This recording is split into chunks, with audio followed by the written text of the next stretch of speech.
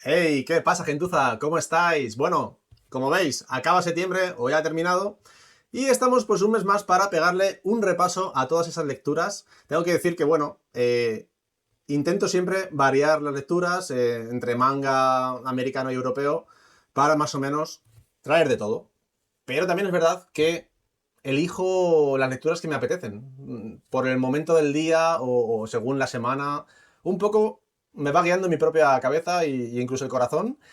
Y escojo independientemente de si lleva 2 años en la pila de lectura o si lo he comprado la semana pasada. Pero bueno, al final sí que es cierto que por pura estadística siempre pues traigo algo de cada mercado, ¿no? Y bueno, pues concretamente tengo aquí de este mes unas cuantas cosas. No ha sido un mes súper productivo porque, sobre todo, pues porque he tenido relecturas, ¿vale? Estoy preparando la relectura de un cómic con todos los arcos que tiene, pues bastante importante y bastante prometedor. Digamos que va a ser un vídeo interesante, pero como relectura, pues lo tendréis en las antigüedades del cómic. Ya veremos cuándo, seguramente a lo largo de septiembre. Así que bueno, pues en total, 1, 2, 3, 4, 5. 1, 2, 3, 4, 5, 6, 7, 8. 8 cómics. Venga, vamos a empezar esta vez por el cómic europeo. ¿Y qué tenemos por aquí? El guardaespaldas de Masud, publicado por Carten Comics, ¿vale? Esto pertenece, como decía en el vídeo de la mandanga cuando lo compré, pertenece a la colección Historias de la Guerra. Y bueno, los autores son Pecó, ¿vale? Jean-Pierre Pecó, ya he hablado varias veces en este canal. Y Renato Arlem. Renato sí que yo no le conocía y joder, menuda sorpresita.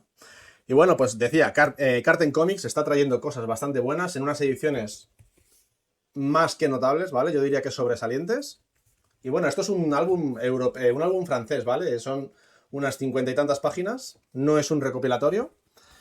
Porque al ser una colección, pues digamos que cada historia va a tener un tomito y ya veremos hasta dónde va a llegar. De momento, como decía también en las compras, hay 4 en Francia. Bueno, y este guardaespaldas de Masud. Tenía las expectativas bastante altas, pues porque historias relacionadas con la guerra, ¿no? Con lo bélico, suelen ser historias bastante crudas, bastante trepidantes y bueno, y con este portadón tremendo, pues claro, expectativas por aquí. Y tengo que decir que sin ser un cómic que me vaya a cambiar la vida, creo que está muy bien, ¿eh? Está muy bien contado, el ritmo, la historia es súper interesante. Estamos hablando de una historia real, ¿vale? Esto es una adaptación de algo que ocurrió el siglo pasado, ¿vale? Entre 1980 y los 2000, que, bueno, pues el señor Pecó, en este caso, lo ha traído a las viñetas. Y bueno, ¿qué tenemos aquí? Pues tenemos aquí concretamente a Massoud, ¿vale? Massoud, que era un comandante, un general de Afganistán en una época, pues en torno a 1980, cuando, cuando digamos, la URSS estaba empeñadísima, en expandir pues su imperio, en que la URSS fuera aún más grande, ¿vale? ¿Y cómo lo conseguía o cómo lo intentaba? Pues expandiendo el comunismo. Entonces hubo una serie de países, hubo una serie de intentonas, pero parece que en Afganistán, en esa época, en los 70 y tantos, sí que cuajó y de hecho consiguieron poner un gobierno títere totalmente manejado por la URSS, ¿vale? Pero años después lo que se produce es una revolución, unas revueltas, ¿no? Unos rebeldes que no están de acuerdo con ese régimen y que van a luchar por defender a su país y por tener un poco de identidad propia en términos políticos. Y el líder, uno de los líderes de estos rebeldes, ¿vale? Era el señor Massoud. Vale, pues este es uno de los personajes importantes. El otro se llama, vamos a ver si que no me lo sé, Nikolai Bistrov, ¿vale? Nikolai Bistrov, que lo que era, pues es un soldado ruso, un soldado de la URSS de la época, que siendo jovencito, en plan 20 años, le mandan a territorio afgano. Y bueno, pues tras un poquito de contienda, que si aprende, que si coge un fusil francotirador, en alguna escaramuza le terminan apresando. Y pasa a ser un esclavo o un prisionero del ejército de Masud. Pero bueno, lo que trata este cómic, y os habréis dado cuenta si os fijáis en el título, el guardaespaldas de Masud, pues digamos que se va a ganar la confianza de este general, que poco a poco va a ser tenido en cuenta digamos, por su destreza al fusil, por la capacidad, ¿no? de coger un arma y defender a los que tiene alrededor. Y bueno, pues se va a forjar, entre comillas, una relación de confianza, de hermandad entre ellos dos. Y de eso trata el cómic, ¿vale? No estoy haciendo grandes spoilers porque, como decía, es una historia real y de alguna manera, pues os tengo que decir un poco de qué va, ¿vale? Pero lo que no voy a desarrollar es cómo, cómo va esa relación, cómo termina, qué es de los personajes al final. Eso ya lo dejo para el lector. Pero bueno, hasta aquí podemos decir que es el resumen un poquito de la historia, ¿vale? Vamos a enseñar alguna página porque esto es realmente un espectáculo visual. Es un cómic gráficamente sobresaliente. Mirad, realismo puro. Vamos a ver si encuentro alguna página donde salgan pues esas montañas, esos terrenos rocosos de Afganistán. Vale, bueno, aquí tenemos, por ejemplo, el campo militar que establece la URSS, donde llega nuestro Nikolai.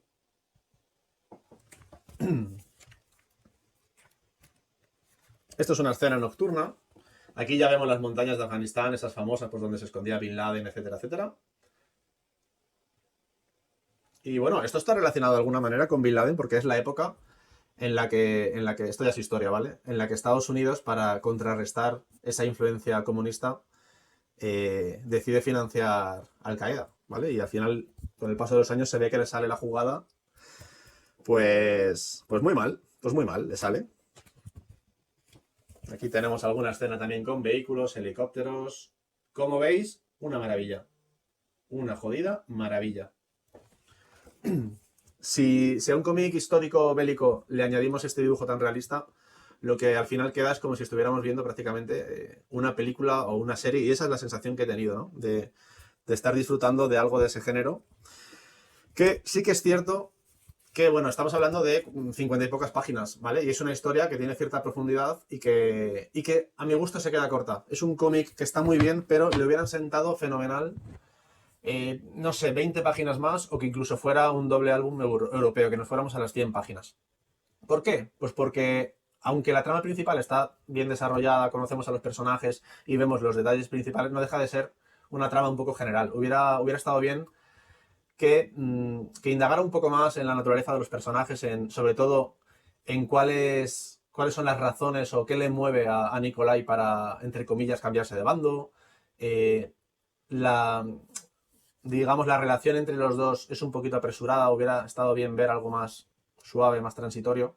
Pero bueno, con lo que hay, 50 y tantas páginas, creo que está muy bien y que merece un montón la pena. Por último, antes de cerrar con este cómic, vienen unos extras que han añadido Cartem, que están fenomenal. Vamos a ver varias páginas de este rollo, ¿vale? Con fotos de los personajes reales, un poco explicándote el contexto político y militar de la época. Está muy bien, y creo que nutre a la historia, porque, bueno, pues yo más o menos un poco conocía, pero tampoco soy historiador, entonces está muy bien lo que te aporta, cómo complementa a lo que te han contado en el cómic. Aclara algunas cosas y digamos que en general te pone en contexto. Así que esto Cartem ya lo ha hecho más de una vez. Recuerdo, por ejemplo, en aquel cómic de Noche Negra en Brest, que también lo hacía, y me parece algo muy positivo y que cuesta poco y bueno, pues aporta bastante. Vamos con el siguiente y cerramos ya con el tema de los europeos. Este mes me he traído muchos. Y aquí tenemos El Camino de la Espada. A ver, que este sí que viene muy plastificado y da reflejo. El Camino de la Espada, ¿vale? Publicado por Yermo Editorial. Y los autores, bueno, pues Mariol y Ferniani. Ferniani sí que le tenía echado el ojo, es un dibujante italiano espectacular. Es que la escuela italiana, la verdad es que es increíble la de dibujantes que nos han dado. Se me está viniendo a la cabeza Saverio Tenuta, por ejemplo, que hace poco se nos fue. Y a Mariol como guionista yo no le conocía. Bueno, ¿qué tenemos aquí? El Camino de la Espada. Está basado en una novela de Thomas Day. Thomas Day, un británico creo que es, o un americano, no lo sé ahora mismo. Pero básicamente una historia de samuráis, pero no va a ser una historia cualquiera. No va a ser una historia cualquiera porque el protagonista es Miyamoto Musashi. Y de nuevo tenemos a un personaje real que existió en la época de la Japón feudal, en Edo concretamente, ¿vale? Que era lo que hoy en día es Tokio, la capital de entonces de Japón. Este Musashi está considerado el mejor samurái de la historia. Es difícil evaluar eso porque es en base a escritos y leyendas, ¿no? No hay cine. Estamos hablando de la época medieval, ¿vale? No había pantalla, no había libros, entonces es difícil, ¿vale? Pero sí que está considerado un auténtico maestro y que podía hacer cosas que incluso podíamos pensar que no son posibles, ¿no? Y con eso juega precisamente este cómic del Camino de la Espada. ¿De qué trata? Bueno, pues el señor Musashi es un samurái errante que va por ahí haciendo encargos y de repente aparece en la ciudad y en el castillo de una de las familias más nobles de Japón, que tienen relación directa con el emperador, la emperatriz, etcétera, etcétera. Como veis, estamos hablando de alto standing. Bueno, pues este Musashi echa el ojo a un jovencito, que es el hijo del señor de esa fortaleza, y decide instruirle, decide llevarle por el camino de la espada. Por eso se llama el cómic así, ¿vale? Bueno, pues tenemos un chavalín. Musashi es un tío en edad entrada ya a adulto, digamos, ¿no? Tampoco viejo, pero no es joven. Y el otro chaval jovencito, no recuerdo ahora mismo el nombre, pues es un chavalín de aproximadamente 12 años, ¿vale? Que, bueno, pues aunque es muy joven, ya ha sido criado bajo la influencia de ser rico, de tener privilegios, pues eso, como decía, del alto standing y bueno, de una época feudal en la que no había clase media, o eras o eras el de abajo, ¿vale? Entonces él era el de arriba. Y eso le hace tener unos hábitos y unas costumbres, una educación, pues, regular hacia la solidaridad y hacia los demás, ¿no? Y bueno, pues Musashi le va a intentar instruir, como decía, y para ello se lo va a llevar por diferentes lugares. Se lo va a llevar primero a una escuela de cocina para que aprenda lo que es trabajar, lo que es esforzarse, lo que es conocer una de las artes que Musashi considera. También lo va a llevar a otros sitios para conocer los placeres de la vida. Le va a ir llevando por diferentes etapas de lo que él considera que es necesario para hacerte un hombre sabio y, por tanto, tomar buenas decisiones. Es lo que te va a permitir mantenerte con vida, además de ser un experto, ¿vale? En el arte de la guerra, ¿no? En la espada. Y eso es lo que vamos a ver. Básicamente, este cómic, yo diría que no, el protagonista no es Musashi, sino que es el chavalín. Además, es el que narra la historia. Tenemos ahí esa voz en off, esos cuadros narrativos que nos van a ir contando con flashbacks lo que vivió. Y bueno, pues vamos a ver que es un chaval rebelde que no se deja manejar, que a Musashi le cuesta bastante instruirle. Y vamos a ver un poco la transición del personaje de cómo va evolucionando hasta hacerse adulto, con lo que conlleva, ¿vale? Con lo que conlleva hacerse adulto y empezar a tomar decisiones chungas, realmente determinar tu personalidad. Y vamos a ver, yo lo puedo asemejar a un poco, los que hayáis visto Star Wars, un poco la transición que tiene Anakin Skywalker, ¿vale? Pero no necesariamente del bueno al malo, sino... Vamos a dejarlo ahí, no tiene por qué ser ese camino, pero sí que tenemos ahí una evolución de personaje muy marcada y que es muy interesante ir pasando las páginas e ir viendo qué pasa con este tío, ¿vale? Os voy a ir enseñando alguna página porque también, de nuevo, tenemos un cómic europeo con un dibujazo espectacular. Espectacular. Es que, joder, vaya mes, madre mía. He leído poco porque me paraba 5 minutos en cada página. No exagero, ¿eh? No exagero. Vamos a por otra. A ver, alguna página diferente. Uf, mirad aquí hay batalla. Madre mía. También bastante realista. ¿Vale? Un punto menos realista que el de Masud, obviamente. Estamos hablando de géneros distintos. Pero es importante que dentro de este dibujo semi-realista haya espacio para la fantasía, haya espacio para elementos que incorpora el cómic, porque no estamos hablando, pese a que es un personaje que existió, no estamos hablando de una historia realista, ¿vale? Simplemente el autor Mariol, mirad, es que el autor Mariol lo que hace es coger la esencia del personaje y desarrollar a partir de ahí una historia totalmente fantástica. Vamos a ver grandes bestias, vamos a ver magia, vamos a ver una especie de brujas, o sea, fantasía total. Quien busque un cómic de samuráis que se ajuste a lo histórico, ¿no? A la realidad, este no es su cómic. Pero bueno, ya hemos visto que la fórmula de cómic europeo más samuráis con fantasía es súper repetida, ocurre un montón, teníamos el de Oko, el de samuráis, un montón de cómics, ¿vale? Y funciona realmente bien, así que yo estoy muy a gusto en esta posición. Este es súper fantástico, tiene mucho peso en la fantasía. Pero bueno, también vamos a ver, por supuesto, el camino del guerrero, el camino de la espada, el bushido, todo eso que tienen los samuráis lo vamos a ver aquí también, porque el señor Musashi es un hombre honorable y es ese tipo de guerrero, ¿no? De samurái. Tengo que decir que esto, ya para terminar, recopila 2 álbumes europeos, además de los largos, porque esto llegamos prácticamente como a 140 páginas o por ahí. No, 170. 170. Estamos hablando de que igual me he confundido y recopila 3. Sí, efectivamente, recopila 3 álbumes europeos. Y sí que he notado algo, y es que más o menos en el ecuador de la obra pega un giro, ¿vale? Y considero que la primera mitad es espléndida, es de sobresaliente, y a partir de ese punto en el que quizá toma más protagonismo el chaval y no tanto Musashi, para mí pierde un poquito, pero sigue siendo un cómic muy interesante, aunque se prevé hacia dónde van a ir los tiros. Igualmente, a mí el final me ha gustado, me ha sorprendido un poquito, dentro de que me esperaba un poco el contexto. Y decir que ha sido una lectura de samuráis espectacular, me ha encantado, y bueno, pues ojalá todas las lecturas fueran de este nivel, porque ha sido una maravilla. Venga, pues vamos a seguir. Vamos a seguir por manga. ¿Vale? Este Kaiju número 8 de Naoma Matsumoto, publicado por Planeta Comic. Esto es un tankobon, un tomito finito manga, ¿vale? El tamaño normal que acostumbra. Y bueno, ¿esto de qué va? ¿Esto de qué va? Esto lo primero es un shonen, ¿vale?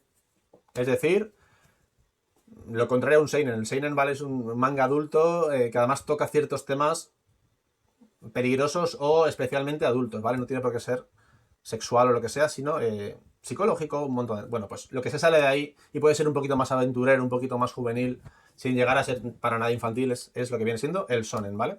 Y bueno, pues en este caso, Kaiju número 8, tenemos una historia de, precisamente, Kaijus. Kaiju, ¿vale? Para el que no lo sepa, son esos seres mitológicos, o no sé cómo llamarlos, de Japón, ¿vale? Godzilla, creo que todo el mundo conocemos Godzilla. Godzilla es el kaiju por excelencia. Es ese monstruo gigante que aparece en una ciudad de Japón y que arrasa todo, ¿no? Es esa leyenda, ese miedo que tiene el japonés en su cultura, ¿no? Mitológica, de que va a aparecer un bicharraco y va a arrasar con todo. Esos son los kaiju. Es algo muy recurrente en los manga. Y bueno, esto viene concretamente por el miedo que ocurrió tras la Segunda Guerra Mundial, tras la caída de las bombas en Nagasaki y en Hiroshima, por la radioactividad, ¿no? Se empezó a generar una leyenda de que había animales que podrían mutar y hacerse gigantes y bueno, pues todo eso deriva en el monstruo Godzilla y en todos los kaiju. Así un poquito de culturilla general, que nunca viene mal. Ahora, bueno, kaiju número 8, pues tenemos básicamente a un personaje, es el típico chaval jovencillo, pues un poco pardillo. Bueno, jovencillo, unos 30 años, ¿vale? Sí, es jovencillo. Más que yo. Y bueno, pues este tío es curioso porque vive en una ciudad donde están acostumbrados a que haya kaijus casi a diario. Se ha hecho normal, ¿vale? Que aparezcan kaijus y los tengan que matar. Y este tío lo que hace es, una vez que un escuadrón especial los ha matado, que algunos son difíciles, pues acude a limpiar. Es limpiador de cadáveres de kaijus. Entonces, un día le toca cortarle el brazo y llevárselo por trozos, otro día le toca no sé qué, y a veces le toca el intestino. Así, es un poco... Tiene ese humorcillo, ¿no? ¿Y qué va a pasar? Bueno, a ver, lo que os voy a contar ahora mismo ocurre en la página, joder, en la página 20, ¿vale? Así que no es un spoiler. Algo va a pasar que este personaje se convierte en un kaiju. Pasa a ser un humano kaiju.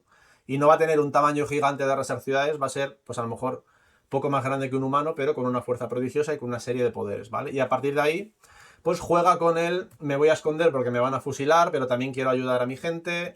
Y además, hay un trasfondo de que este personaje está frustrado porque se quiso presentar un poco a las oposiciones para acceder a ese escuadrón de matar kaijus y estuvo intentándolo varios años y nada, le largaron, le defecaron. No les gustó y no le cogieron.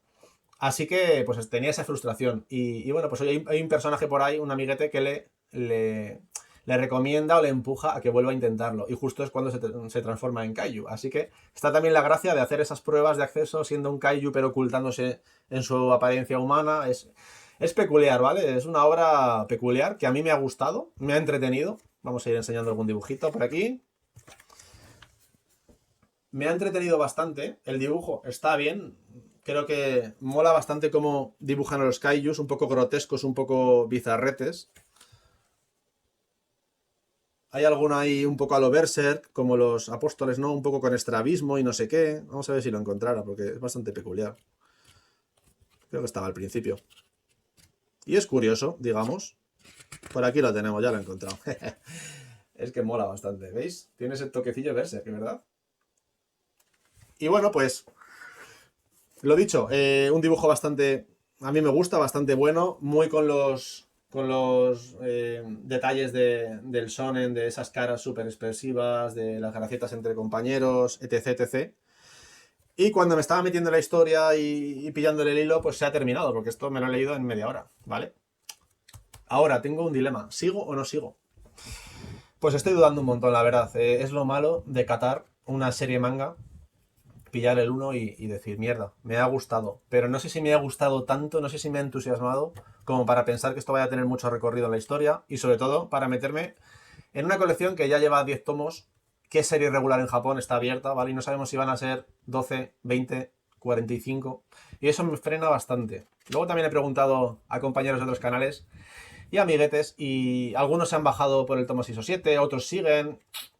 No sé, y ya sabéis que por lo que habéis visto en este canal, que el shonen no es muy lo mío, yo soy más de seinen, así que me lo estoy pensando. Si viene alguna ofertilla barata por Wallapop, igual me animo, pero creo que no va a ser una compra de tienda de primera mano. Bueno, seguimos, más manga. Más manga. Pies descalzos. ¿Vale? Una historia de Hiroshima. Antes, con lo de Godzilla nombraba a Hiroshima y Nagasaki, pues bien hilado, porque ahora viene Hiroshima. Bueno, esto es de Keiji Nakazawa, ¿vale? Y publicado por Distrito Manga. Mirad qué tocho. Esto son 800 páginas, ¿eh? Esto es un tamaño más o menos Kanzenban, pero el doble de gordo que un Kanzenban, ¿vale? Si podemos comparar con un Maximum Berserk que tiene 400 páginas, pues es exactamente el doble. Y bueno, esto es una obra que tiene ya muchos años. Esto es del 70 y tantos, esta obra, ¿vale? Y ha estado descatalogada durante muchos años porque, bueno, los tomos antiguos de Norma Editorial, que era también 4 volúmenes y de este grosor, eran muy difíciles de encontrar, si acaso por segunda mano, pero no estaba fácil la cosa y por fin Distrito Manga se ha animado a lanzarlo. Y yo llevaba años esperando, ¿eh? No terminaba de querer cogerlos de segunda mano. Y bueno, pues pies descalzos. ¿Esto qué es? ¿Esto qué es? Bueno, pues el señor Keiji, el autor, vivió de primera mano, porque era un niño, vivió la caída de la bomba en Hiroshima. Y entonces, con todas esas experiencias y todo ese bagaje, ¿vale? Y todas las penurias, pues escribió un manga. Él no protagoniza la obra. Él lo que hace es, digamos que es un trasunto, ¿no? Coge a él mismo, pero crea un personaje para representarlo. No se llaman igual, no son exactamente iguales, su familia no es la misma, pero vivieron cosas parecidas al protagonista de este cómic, que es un niño de esa edad, que tiene hermanos mayores, pequeños, una familia grande, ¿no? De padre, madre y como 5 o 6 hermanos. Y vamos a ver cómo afecta a su vida la caída de la bomba. Primero vamos a entender cuál era el contexto de Japón en esa época. Vamos a ver cómo el país estaba totalmente militarizado, cómo estaban totalmente... La sociedad les habían comido el cerebro con tanto mensaje bélico, con tanta demasiada prepotencia o, digamos, demasiada positividad, ¿no? Transmitiendo que iban a conseguir ganar la guerra, que iban a arrasar a Estados Unidos, algo que a día de hoy sabemos que era impensable, ¿vale? Pero allí lo creían y así se lo hacían saber a la población. Y en este contexto, lo que pasaba es que quien se rebelaba y se mostraba contrario a la guerra pasaba a ser un marginado. Y además empezaba a tener problemas sociales de no te atiendo en el médico, no te vendo esto, etcétera, etcétera. Y ese es el contexto que vive esta familia, porque sobre todo el padre es un antibelicista y está muy bien transmitido en la obra. Este cómic tiene un mensaje antibelicista y de paz brutal, brutal. Está encarnado en el personaje del padre, como decía, muy interesante. Me ha encantado ese personaje, cómo hace ciertos actos por propios valores, ¿no? Valor de persona, por sus principios, sabiendo que va a ir en contra del bienestar de la familia. Y él va hasta el final con todas, ¿vale? Y todo eso es lo que nos cuenta el cómic, más o menos en 300 páginas, 250-300, porque como habéis visto, pues tenemos casi medio tomo hasta que cae la bomba, ¿vale? Para poder entender ese contexto que decía. Y ahora, con las bases sentadas de saber qué ocurría, pues de repente, ¡pum!, cae el bombazo y vamos a ver cómo este protagonista, este niño, pues empieza a perder amigos, empieza a perder familiares, empieza a vivir lo que es la tragedia de que caiga un bombazo de estas dimensiones, ¿vale? No solo el bombazo inicial, que esto es una bomba que no toca el suelo, sino que se queda como a 300 o 500 metros y estalla y lanza un haz de luz que directamente eso abrasa a la gente. Es como si fuera pues algo, una bomba térmica que además lleva la radiación, algo así, ¿vale? Yo no soy físico nuclear. pero algo así es. Y se nota que he visto Oppenheimer. Y bueno, pues este haz de luz lo primero que hace es abrasar a la gente. Todo el mundo que estaba al aire, que no le tapaba un muro, que estaba a la intemperie, es abrasada directamente hasta un punto en el que se le cae la piel a tira, se derriten, se derriten. Eso lo vamos a ver ya en el manga y nos va a dejar, lo vamos a ver pues eso, en cuanto cae la bomba y nos va a dejar impactados. O sea, es muy duro, ¿eh? Es muy duro lo que cuenta, es muy desagradable el ver cómo la gente vive esto. A lo mejor está días viva, mucha gente murió en el acto, pero otra mucha estuvo días viva, no les podían atender. Había un caos, el país se convierte en un caos y concretamente la ciudad de Hiroshima pues también. Y bueno, pues nuestro protagonista va a ir moviéndose de un lado para otro, va a ir buscándose la vida porque no tiene de comer, va a tener que buscar trabajos, corriendo a pedir medicamentos para ayudar a otra persona. Va a ser una aventura bastante tétrica, pero una aventura porque es un sin parar, parece casi una road movie. Se va de un lado a otro, va añadiéndose gente, va perdiendo gente, va reencontrándose con algún familiar. Bueno, no quiero seguir ya más por ahí para no soltar spoilers, pero es espectacular lo que nos cuenta. A mí me ha flipado esta historia, de verdad, me ha encantado, estoy deseando leer el segundo, ya lo tengo por ahí. Brutal. Vamos a hablar un poquito del dibujo. A mí el dibujo, ves, es el punto flaco de este cómic. Estamos hablando, ¿vale? No solo del dibujo como aspecto visual, sino también como narración. Estamos hablando de un manga tan antiguo que no podemos esperar que los tiempos de lectura, que la fluidez sea la misma que un manga de hoy en día, ¿vale? Era todo más espeso, todo más lento. Y eso se nota, ¿vale? Quien no está acostumbrado a leer obras antiguas, pues lo va a entender. Lo va a entender lo que le digo.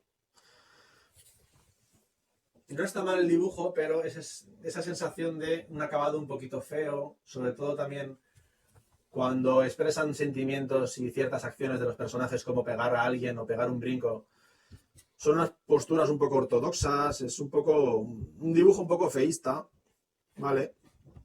Vamos a ver si encuentro cuando se le empieza a derretir. Aquí, por ejemplo, tenemos fuego,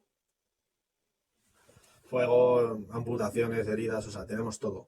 Empieza a haber plagas también. Pues es que toda la desgracia que viene tras una guerra y tras un bombazo, ¿vale? Pero vamos a ver un personaje espectacular, el niño protagonista. Qué fuerza tiene, qué empuje. Maravilla, maravilla.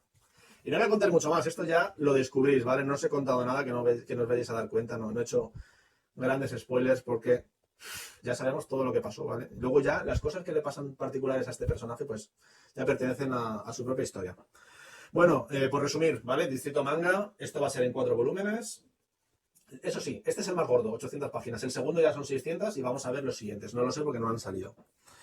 Una obra que merece muchísimo la pena, de verdad. Bueno, voy a empezar por cómic americano. Y este no lo tengo aquí, os lo voy a enseñar por aquí en pantalla. Y es El Anillo del Nibelungo. Esta obra clásica ya del cómic americano, que lo que nos va a contar es pues esa mitología germánica de Islandia, ¿no? Toda esa, básicamente se resume en mitología nórdica, es decir, Thor, Sigfrido, Yggdrasil, es una palabra difícil, Yggdrasil, el árbol este de la vida, bueno, toda esa mitología que quien haya leído cosas ya sabe por dónde van esos dioses, bueno, Hela, todas esas cosas, ¿vale? Y nos va a dar un punto de vista muy interesante porque el origen de todo esto no es una novela, no es una película, no son escritos por ahí grabados de la antigüedad, no.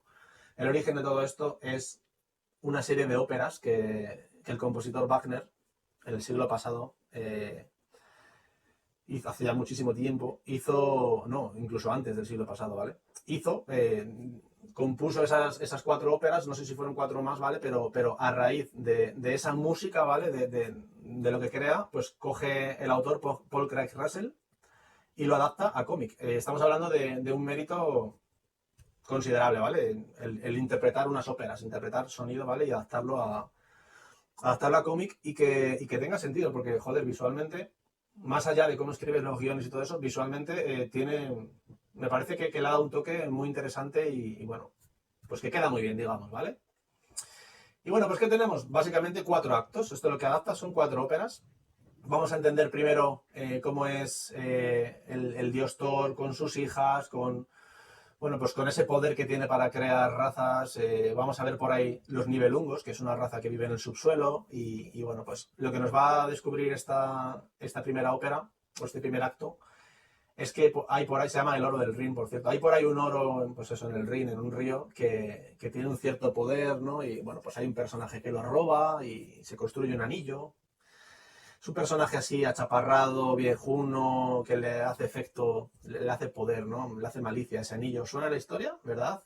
Gollum, Señor de los Anillos, bueno, pues que sepáis que Tolkien también bebió de ahí, ¿vale? Para diseñar para escribir su obra. Pues este personaje que se llama Mime, ¿vale? Pues no, el que roba el anillo, el que hace el anillo es otro, ¿vale? Pero su hermano Mime es muy protagonista en estas historias. Y esto se va a desarrollar hasta el tercer acto, que se llama Sigfrido, que es la obra más famosa o el acto más famoso. Este Sigfrido es el clásico héroe que quiere conquistar todo, que nada le frena y que va a conocer a Mime, le va a acompañar. Y bueno, pues para el que conozca un poco la historia, esto es una adaptación pura y dura. Yo concretamente me ha gustado bastante, pero me quedo, hablando de Sigfrido, me quedo con la obra europea que se llama Siegfried, que lo que adapta es ese acto, no adapta los cuatro, que adapta el Anillo del Nibelungo, sino esa concretamente de Sigfrido. Me gusta más cómo se representó por Alex Alice en esa obra europea, ¿vale? Pero bueno, cuestión de gustos. Estamos hablando de un pepinazo de cómic, pero este Anillo del Nibelungo también es muy bueno y bueno, pues estamos hablando no de una obra maestra, pero sí un cómic que tuvo muchísima repercusión y que hoy en día se considera uno de los clásicos y uno de los buenos, ¿vale? A mí me ha gustado, tampoco es que me haya flipado, por el tipo de lectura, porque estáis viendo también en imágenes que tiene un toque de dibujo bastante clásico, que a mí me echa un poquito para atrás. Estamos hablando de una obra de los 2000, ¿eh? No de antes. Y tiene ese toque clásico que a mí me cuesta un poquito, ¿vale? Pero bueno, en resumen, merece bastante la pena y si os gusta el tema, lanzaos porque os va a convencer, seguro. Vamos con el siguiente, seguimos con cómic americano y tenemos IDP 8, ¿vale? He hablado mucho de IDP en este canal, no me voy a meter en qué pasa en este tomo, simplemente avanza la historia. Vamos a ver cómo aparecen concretamente 3 personajes nuevos dentro de la IDP que van cogiendo su relevancia y tiene pinta que van a ser cruciales hacia el final de la historia de IDP, ¿vale? Y no mucho más, no mucho más. No os quiero contar nada porque es que serían spoilers, bueno, pero al fin y al cabo los personajes consiguen llegar a ciudades que estaban aisladas como Nueva York y se van a encontrar nuevos villanos, una corporación muy importante, una empresa tal, y ya veremos por dónde fluye esto, no digo más, ¿vale? Pero lo he disfrutado, lo he gozado, sigue muy, muy aquí el nivel de IDP sigue muy alto y estoy deseando que saquen el 9. Yo ahora mismo ya me he puesto al día con este número 8. No sabemos, creo que hay un lío de derechos o no sé qué problema hay, pero que Norma está tardando en traerlos, ¿vale? Así que no sabemos si dentro de un año vendrá el 9 o cuándo. Mientras tanto, me quitaré el mono con otras cosas, por ejemplo, con los tomos de Ape Sapien. Y hemos llegado al punto final del vídeo, porque como sabéis, siempre la última recomendación, la última reseña es mi mejor lectura del mes. ¿Y qué será? ¿Qué será? Cómic americano, porque ya estaba terminando, ¿no? Con americano, y es Upgrade Soul, ¿vale? Esta obra de, bueno, tenemos un autor completo, Ezra Clayton Daniels, Upgrade Soul, que significaría actualizar alma o mejorar alma, ¿vale? Y bueno, pues, ¿qué comentar de esto? Es que me ha gustado tanto que no sé por dónde empezar. Bueno, vamos a empezar por decir que esta es una de las portadas más feas que he visto en mi puta vida, ¿vale? Que ya es larga y he leído muchos cómics y esto es de lo más feo que he visto. El color no está mal, me recuerda a un pirulo tropical, al helado este que nos comíamos de niños en verano. Pero lo que es, bueno, las formas, ¿esto qué es? Esto es un bicharraco con una máscara, es... O sea, yo porque había oído hablar de este cómic, pero yo sin conocer nada me encuentro esto en la librería y no me lo llevo. No me lo llevo porque es una portada que no atrae nada, ¿vale? No atrae absolutamente nada. Pero había oído cosas buenas y dije, Javi, no te dejes llevar por esa opinión rancia de que si es portada mala, no sé qué, no, da igual, lo importante es lo de dentro, ¿vale? Y lo de dentro es un pepino de cómic. Estamos hablando de una obra de ciencia ficción que gira en torno al tema principal de los clones o de intentar artificialmente alargar nuestras vidas. Es un tema ya súper recurrente que lo hemos visto, por ejemplo, pues en Black Mirror, mismamente, ¿no? Ese tipo de obras de ciencia ficción. ¿Qué pasa cuando nos hacemos viejos, se nos acaba la vida? ¿Dónde está la esencia de la persona, ¿no? ¿Está en el alma? ¿Está en el cuerpo? Pues esto juega con que está en el alma, ¿vale? Y tenemos una pareja de ancianos Tengo que ir muy cauto, porque puedo hacer spoilers complicados, así que voy a ir despacito y no quiero liarla. Pero bueno, tenemos una parejita de ancianos que les voy a buscar, que son estos, ¿vale? Esta señora y este hombre que vemos por aquí con el pelo blanco, que ella es médico, ¿vale? Se encarga en temas de la salud y está, digamos, muy enterada de cómo está este tema hoy en día y digamos que tiene más accesibilidad que cualquier otra persona.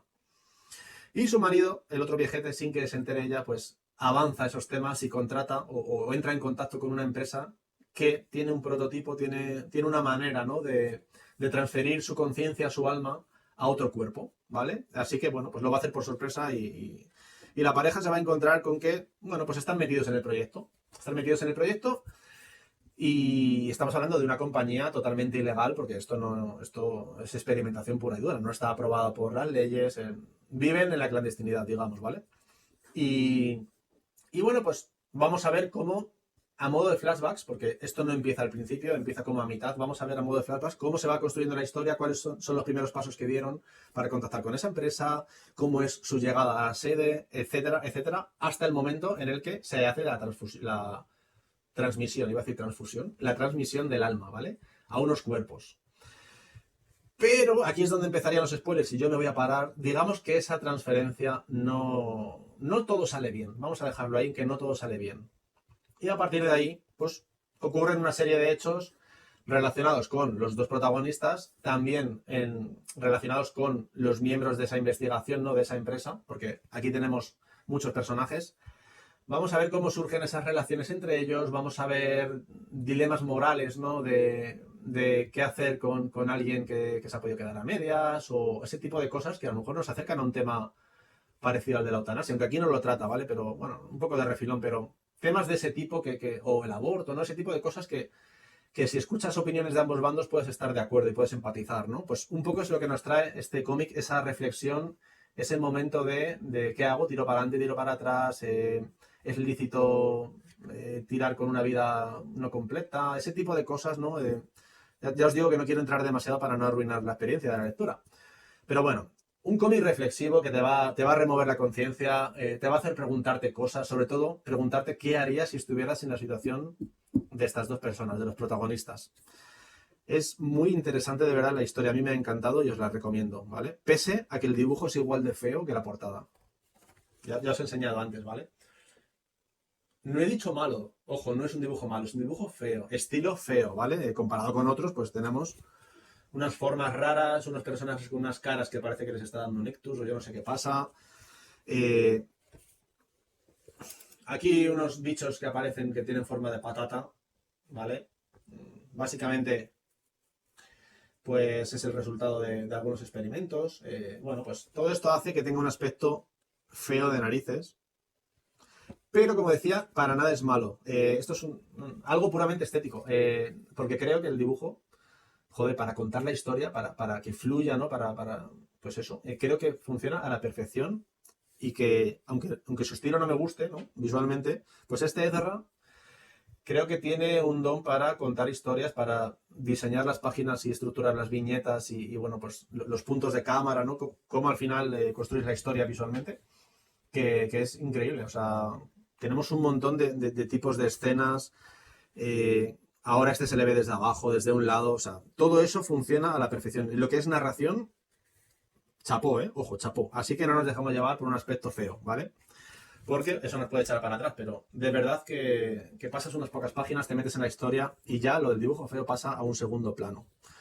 No puedo decir mucho más, ¿vale? De la edición sí puedo hablar y es que es de estas que vienen sin plastificar y que hay que tener cuidado, no se pelen al leerlos. Bueno, si quieres tener tus cómics impolutos, como yo, me pasa, es un toque, pues tienes que tener cuidado de no rozarlos demasiado, pues porque lo que no está plastificado se deteriora. Esto es así, ¿vale? Elegimos ecología o elegimos salud del tomo. A mí me cuesta. Y nada más, nada más. Vais a encontrar un final sorprendente, con giros, con decisiones jodidas. Qué cómic, ¿eh? De verdad, es que me ha encantado, me ha encantado. Así que os animo a que lo leáis. Bueno, hasta aquí hemos llegado, No está mal de duración, ¿vale? Y nada más, como siempre, comentadme lo que queráis, dadle a like, ya sabéis estas cositas. Y que me hace ilusión cuando alguien me dice, oye, pues yo he leído este cómic y me ha gustado, o no me ha gustado, ¿no? Yo contesto a todo.